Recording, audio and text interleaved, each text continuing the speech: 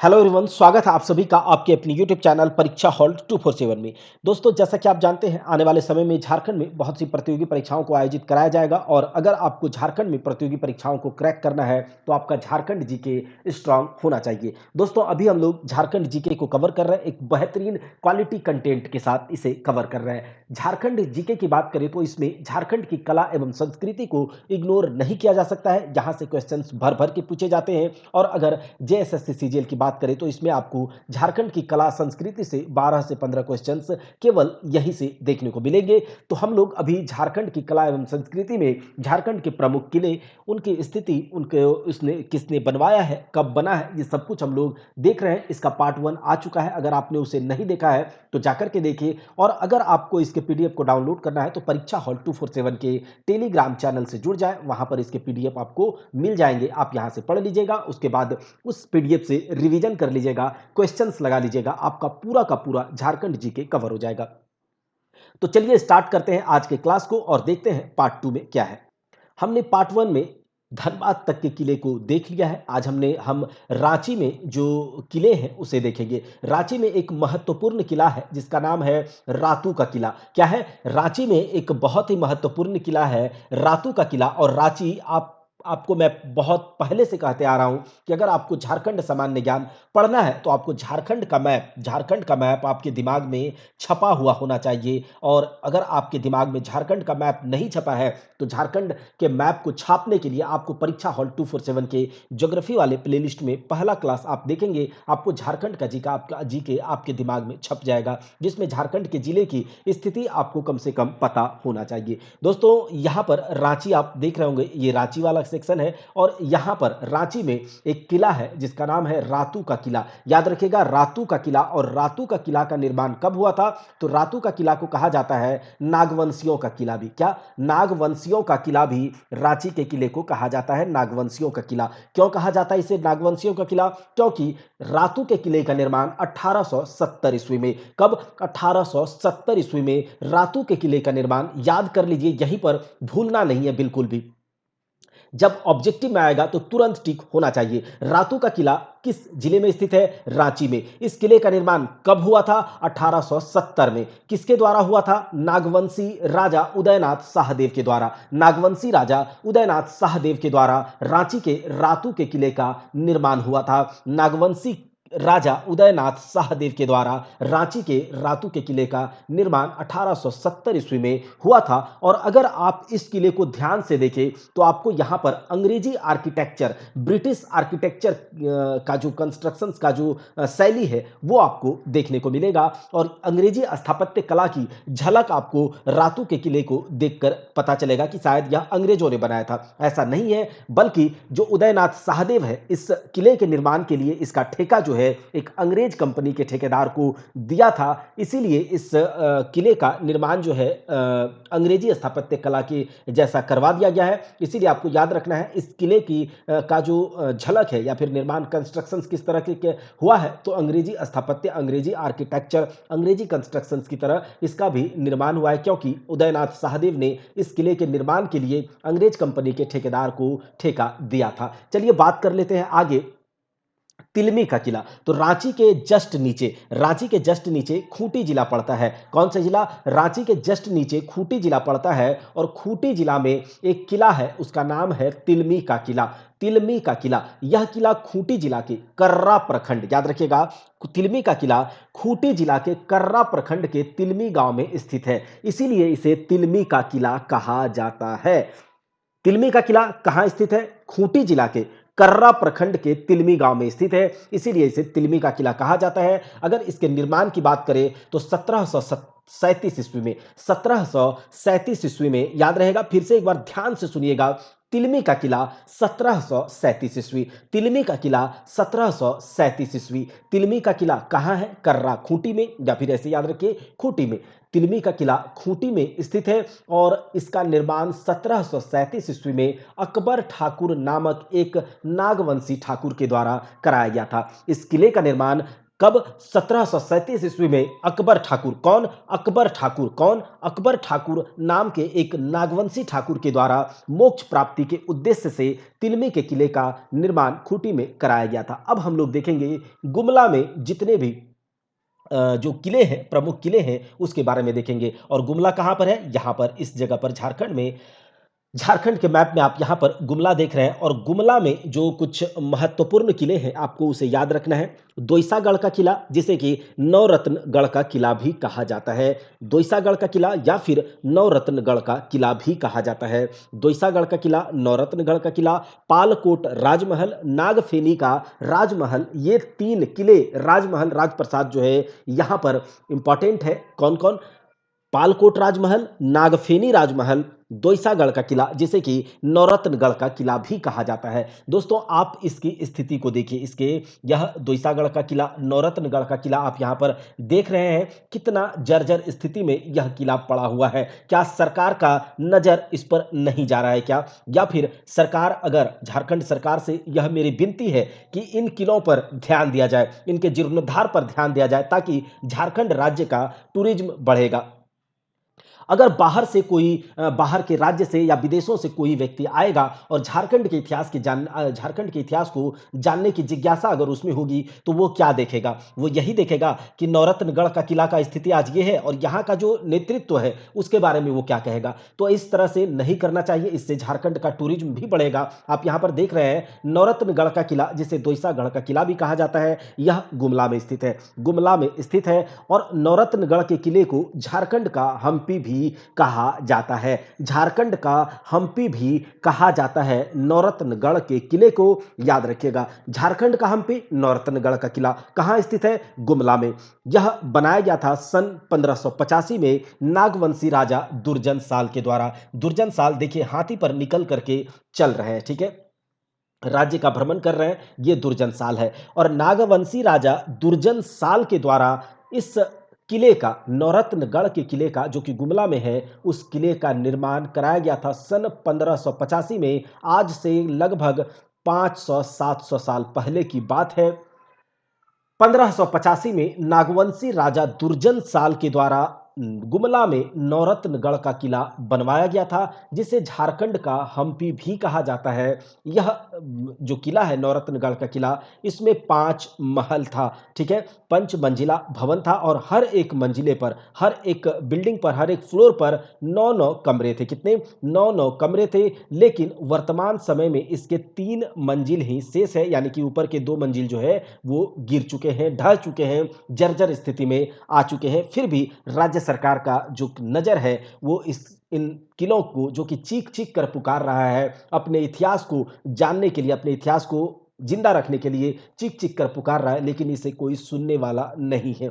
तो 5 मंजिला भवन यह था नौरत्नगढ़ का किला और हर एक मंजिले पर 9-9 कमरे थे। वर्तमान में 3 मंजिल हिस्से से अगर पूछा जाएगा यह नौरत्नगढ़ का किला किस शैली में बनाया गया था, तो कंगूरा शैली में। किस शैली में? कंगूरा शैली में। यह आपको याद रखना है, नौरत्नगढ़ का किला कंगूरा शैली में बनाया गया था, जिस शैली में दांतेदार दीवारों से यह घर या बिल्डिंग घिरा हुआ होता है। दांतदार दीवारों से यह बिल्डिंग घिरा हुआ होता है कंगूरा शैली में। नौरत्नगढ़ के किले के अंदर शिव मंदिर व कपिलनाथ मंदिर का भी निर्माण कराया गया था। नौरत्नगढ़ के किले के अंदर शिव मंदिर व कपिलनाथ मंदिर का भी निर्माण कराया गया था। अगर इस किले के विशेष आकर्षण के बारे में बात करें तो इसका खजाना घर इस किले का विशेष आकर्षण है। इसका खजाना घर इस किले का विशेष आकर्षण है, गुमला में है और अभी इस किले को संरक्षित स्मारक घोषित कर दिया गया है, यानी कि यह कंजर्वेटिव स्मारक है। इसको राज्य सरकार, केंद्र सरकार के द्वारा संरक्षण प्राप्त होता है तो उसे संरक्षित स्मारक कहा जाता है। तो संरक्षित स्मारक इसे घोषित कर दिया गया है। लेकिन देखिए क्या संरक्षण किया गया है इसका, ठीक है, क्या संरक्षण किया गया आप देख ही रहे हैं। तो यहां पर याद हो गया होगा, गुमला में नौरत्नगढ़ का किला, जिसे दोइसागढ़ का किला भी कहा जाता है, झारखंड का हम्पी है, गुमला में स्थित है। कंगूरा शैली में यह बना था। कौन बनाया था? 1585 में नागवंशी राजा दुर्जन साल के द्वारा बनाया गया था। गुमला में ही अगला है पालकोट का राजमहल। गुमला में ही अगला है पालकोट का राजमहल, जो कि गुमला में ही स्थित है। पालकोट जो है नागवंशी शासक यदुनाथ शाह की राजधानी थी, याद रखिएगा। पालकोट नागवंशी शासक यदुनाथ शाह की राजधानी थी तथा इन्होंने यहीं पर इस महल का निर्माण कराया था। पालकोट में ही इस महल का किसने निर्माण कराया था? यदुनाथ शाह ने। किसने? यदुनाथ शाह ने। वह कौन था? नागवंशी शासक था यदुनाथ शाह, और उसी ने पालकोट के राजमहल का निर्माण कराया था। और यह राजमहल नेशनल हाईवे 23 पर गुमला सिमडेगा मार्ग पर स्थित है। ठीक है, गुमला सिमडेगा क्योंकि गुमला के नीचे है सिमडेगा, तो गुमला सिमडेगा मार्ग NH 23 पर पालकोट का राजमहल स्थित है। पालकोट का राजमहल किसने बनवाया? यदुनाथ शाह ने, जो कि एक नागवंशी शासक था। उसने इस राजमहल का निर्माण करवाया था। नागफेनी का राजमहल, यह भी गुमला में है। गुमला के सिसई में नागफेनी का राजमहल। पुरातात्विक दृष्टि से इसके निर्माण का समय 1704 ईस्वी अनुमानित है। यानी कि पुरातात्विक जब खुदाई हुई होगी तब जाकर के इसके एज का पता लगाया गया होगा। इसके कुछ अवशेषों से इसके एज का पता लगाया जाता है, जो कि आप जानते हैं कार्बन 14 मेथड है। उस मेथड से इसके एज का पता लगाया जाता है। तो उससे पता लगाया गया कि इसका जो अनुमानित यह किस समय बना होगा, तो 1704 ईस्वी में ऐसा अनुमानित है। नागफेनी का राजमहल जो कि गुमला में है, और इसके अवशिष्ट दीवारों पर एक आलेख है। यानी कि जो नागफेनी का राजमहल जो कुछ अवशेष बचा है, उन अवशेषों पर एक आलेख है, जिसमें पत्थर पर एक राजा और उसकी 7 रानियों तथा एक कुत्ते का चित्र अंकित है। नागफेनी का राजमहल जो है सिसई गुमला में है, और इसका निर्माण कब हुआ होगा, ऐसा अनुमान है 1704 ईस्वी में। और जो इसके अवशेष कुछ बचे हैं उसमें एक आलेख मिला है, एक लेख मिला है, जिसमें कि पत्थर पर एक राजा और उसकी 7 रानियों तथा एक कुत्ते का चित्र भी अंकित है। अब बात करते हैं पश्चिमी सिंहभूम के किले। पश्चिमी सिंहभूम के किले याद रखिएगा, सुनिएगा ध्यान से। पश्चिमी सिंहभूम के जो महत्वपूर्ण किले हैं, जैतगढ़ का किला, पोरहाट का किला, चक्रधरपुर राजवाड़ी, केसानगढ़ का किला। याद रखेंगे, जैतगढ़ का किला, पोरहाट का किला, चक्रधरपुर राजवाड़ी, किसानगढ़ का किला। जैतगढ़ का किला, पोरहाट का किला, चक्रधरपुर राजवाड़ी, किसानगढ़ का किला। ये किले पश्चिमी सिंहभूम के, और पश्चिमी सिंहभूम किधर की ओर है? झारखंड में। ये पूर्वी सिंहभूम, बीच में सरायकेला खरसावां, और ये कोल्हान प्रमंडल के अंदर आता है। 3 जिले, पूर्वी सिंहभूम, पश्चिमी सिंहभूम और सरायकेला खरसावां। तो पश्चिमी सिंहभूम के जो इंपॉर्टेंट किले, राजमहल है, उसके बारे में हमने बात किया। जैतगढ़ का किला, पोरहाट का किला, चक्रधरपुर राजवाड़ी, किसानगढ़ का किला। चलिए देखते हैं इसके बारे में, याद कर लीजिए यहीं पर। जैतगढ़ का किला जो कि पश्चिमी सिंहभूम में स्थित है, यह किला बैतरनी नदी के किनारे स्थित है। याद रखेंगे, जैतगढ़ का किला बैतरनी नदी के किनारे स्थित है, और इस किले का निर्माण पोरहाट नरेश अर्जुन सिंह ने करवाया था। याद रहेगा, जैतगढ़। ठीक है, जैतगढ़ कहाँ? पश्चिमी सिंहभूम में। किस नदी के किनारे? बैतरनी नदी के किनारे। ठीक है, और इसका निर्माण किसने करवाया था? तो अर्जुन सिंह, जो कि एक पोरहाट नरेश था। पोरहाट नरेश अर्जुन सिंह ने करवाया था। जैतगढ़ के किले का निर्माण, जैतगढ़ किला कहाँ? पश्चिमी सिंहभूम में। किस नदी के किनारे? बैतरनी नदी के किनारे। किस शासक ने बनवाया था? अर्जुन सिंह ने बनवाया था। पोरहाट नरेश अर्जुन सिंह ने बनवाया था। याद हो गया। अब अगले किले की बात करते हैं, जगन्नाथ का किला, जिसे कि पोरहाट का किला भी कहा जाता है। कहां पर? तो पश्चिमी सिंहभूम में। पोरहाट का किला, कौन सा किला? पोरहाट का किला। कहां? पश्चिमी सिंहभूम में। सॉरी, इसका निर्माण भी अर्जुन सिंह ने ही करवाया था। तो अर्जुन सिंह के द्वारा कौन कौन से किले का निर्माण करवाया गया? अर्जुन सिंह के द्वारा जैतगढ़ का किला और पोरहाट के किले का निर्माण करवाया गया था अर्जुन सिंह के द्वारा। अगला जो महल है, चक्रधरपुर की राजवाड़ी। चक्रधरपुर की राजवाड़ी, चक्रधरपुर पश्चिमी सिंहभूम में। पश्चिमी सिंहभूम के चक्रधरपुर की राजवाड़ी महल है। इसका निर्माण जो है राजा अर्जुन सिंह, जो कि पोरहाट नरेश अर्जुन सिंह के पुत्र नरपति सिंह के द्वारा, किसके द्वारा? अर्जुन सिंह के पुत्र नरपति सिंह, अर्जुन सिंह के पुत्र, याद रखेंगे, अर्जुन सिंह, ये पोरहाट नरेश था, जिसने कि जैतगढ़ का किला और जगन्नाथ का किला या फिर पोरहाट का किला बनवाया था। उसके पुत्र नरपति सिंह ने चक्रधरपुर की राजवाड़ी का निर्माण 1910 से 20 ईस्वी के बीच करवाया था। इसका निर्माण राजमहल की ईंटों से कराया गया था। चक्रधरपुर की राजवाड़ी का निर्माण राजमहल की ईंटों से करवाया गया था। राजा की पुत्री शशांक मंजरी द्वारा इस किले का विक्रय कर दिया गया था, यानी कि राजा की पुत्री के द्वारा, शशांक मंजरी के द्वारा इस किले को बेच दिया गया था। तो चक्रधरपुर की राजवाड़ी कहाँ पर है? पश्चिमी सिंहभूम के चक्रधरपुर में। इसका निर्माण अर्जुन सिंह के पुत्र नरपति सिंह ने करवाया। कब? 1910 से 1920 के बीच में इसका निर्माण राजमहल की ईंटों से कराया गया था और राजा की पुत्री जो है शशांक मंजरी, उसने इस किले को बेच दिया था। अगला किला है किसानगढ़ का किला। यह कहां पर है? तो पश्चिमी सिंहभूम के किसानगढ़ में। पश्चिमी सिंहभूम के किसानगढ़ में यह किला कहां पर है? पश्चिमी सिंहभूम के किसानगढ़ में। यह चाईबासा, तो आप लोग जानते हैं पश्चिमी सिंहभूम, पूर्वी सिंहभूम और सरायकेला खरसावां, और यह इधर कहीं चाईबासा है, ठीक है। तो चाईबासा के दक्षिण ये हो गया और पश्चिम ये हो गया। तो चाईबासा के दक्षिण पश्चिमी भाग में यह किला स्थित है, किसानगढ़ का किला। चाईबासा के दक्षिण पश्चिमी भाग में किसानगढ़ का किला स्थित है। यहां इस किले का अवशेष एक टीले के रूप में मिला है। किसानगढ़ का किला पश्चिमी सिंहभूम के किसानगढ़ में अवस्थित है। यह चाईबासा के दक्षिण पश्चिमी भाग में स्थित है। यह चाईबासा के, और यहाँ इस किले का अवशेष एक टीले के रूप में मिला है। अब हम बात करेंगे झारखंड राज्य के संताल परगना प्रमंडल में स्थित साहेबगंज जिले के बारे में। साहेबगंज जिले मतलब साहेबगंज में एक किला है, राजमहल की पहाड़ियों पर स्थित है, तेलियागढ़ का किला, ठीक है। साहेबगंज जिले के राजमहल की पहाड़ियों पर तेलियागढ़ किला स्थित है। याद रखेंगे, साहेबगंज जिले में एक तेलियागढ़ किला है जो कि राजमहल की पहाड़ियों पर स्थित है। अब हम बात कर लेते हैं, यहां पर देखिए तेलियागढ़ का किला, देखिए किस प्रकार से टूट फूट सा गया है और इस पर किसी का ध्यान नहीं है। अगर इन किलों को बहुत अच्छे तरीके से इसका ध्यान रखा जाता, इसको रिपेयर करवाया जाता और टूरिज्म को बढ़ावा देने के लिए कुछ काम किया जाता राज्य सरकार की ओर से, तो क्या होता? क्या इससे राज्य सरकार को रिवेन्यू नहीं आता? जैसा कि आप जानते हैं, श्रीलंका जो था पूरा का पूरा उसका इकोनॉमी टूरिज्म पर ही डिपेंडेंट था। लगभग 75% जो उसका इकोनॉमी था टूरिज्म पर डिपेंडेंट था, और अभी उसका टूरिज्म जो है पूरी तरह से डगमगा जाने के कारण अभी आप श्रीलंका के हालत देखते होंगे, तो वो अलग बात है। लेकिन टूरिज्म से रिवेन्यू जनरेट किया जा सकता है। इस दिशा में झारखंड राज्य सरकार को ध्यान देना चाहिए। आप इससे सहमत है या नहीं?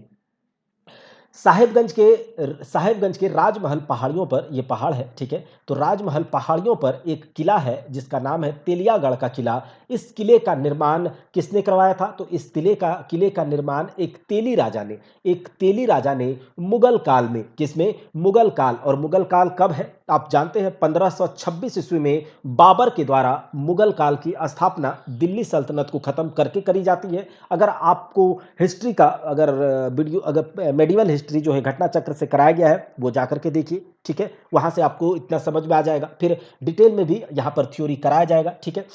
आप जानते हैं कि जो मुगल काल में, याद रखिएगा, मुगल काल में एक तेली राजा ने इस किले का निर्माण करवाया था, और वह तेली राजा शाहजहां के समकालीन था। शाहजहां मुगल शासक शाहजहां के समकालीन था वह तेली राजा, और साहेबगंज के राजमहल की पहाड़ियों पर उसने तेलियागढ़ के किले का निर्माण करवाया था। और यह तेली राजा शाहजहां के दबाव में आकर के इस्लाम धर्म स्वीकार कर लिया था। यह तेली राजा शाहजहां के दबाव में आकर के इस्लाम धर्म को स्वीकार कर लिया था। इस किले को बंगाल का प्रवेश द्वार या फिर गेटवे ऑफ बंगाल भी कहा जाता है। किस किले को गेटवे ऑफ बंगाल कहा जाता है? तेलियागढ़ी का किला कौन से जिले में स्थित है? साहेबगंज जिले में स्थित है। कौन सी पहाड़ियों पर स्थित है? राजमहल की पहाड़ियों पर स्थित है। किसने निर्माण करवाया था? एक तेली राजा ने निर्माण करवाया था। किसके समकालीन था? मुगल शासक शाहजहां के समकालीन था। इसने इस्लाम धर्म स्वीकारा था या नहीं? हां, स्वीकारा था। इस किले का उल्लेख बहुत इंपॉर्टेंट है। इस किले का उल्लेख चीनी यात्री वेनसांग, ईरानी यात्री अब्दुल लतीफ एवं फ्रांसिस बुकानन और कनिंघम ने भी अपने यात्रा वृत्तांतों में इस किले का उल्लेख किया है। बहुत इंपॉर्टेंट है। इस किले यानी कि तेलियागढ़ किले का उल्लेख जो है चीनी यात्री वेनसांग ने अपने यात्रा वृत्तांत में, ईरानी यात्री अब्दुल लतीफ और फ्रांसिस बुकानन एवं कनिंघम ने भी अपने यात्रा वृतांतों में इस किले का उल्लेख किया है। साथ ही आईने अकबरी और जहांगीरनामा में भी इस किले का उल्लेख मिलता है। आईने अकबरी और जहांगीरनामा में भी इस किले का उल्लेख मिलता है। मेगास्थनीज ने अपनी पुस्तक इंडिका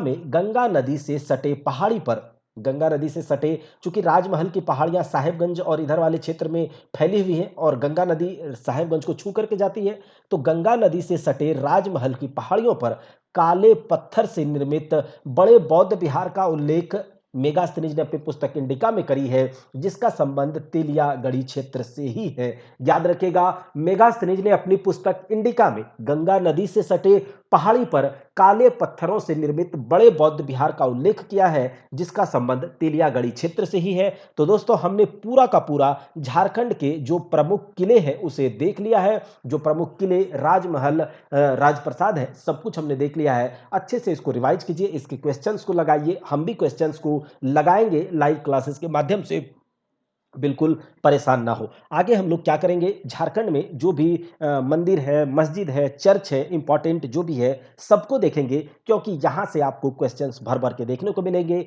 और आपको फ्री में मार्क्स मिलेगा, आपको ध्यान देना है। दोस्तों, मिलते हैं अगले वीडियो में। अगर चैनल पर नए हैं तो चैनल को सब्सक्राइब करके बेल आइकन को जरूर दबाइएगा और दोस्तों के बीच अपने वीडियोज को, परीक्षा हॉल 247 को ज़्यादा से ज़्यादा फैलाने में सहयोग करें। जय हिंद।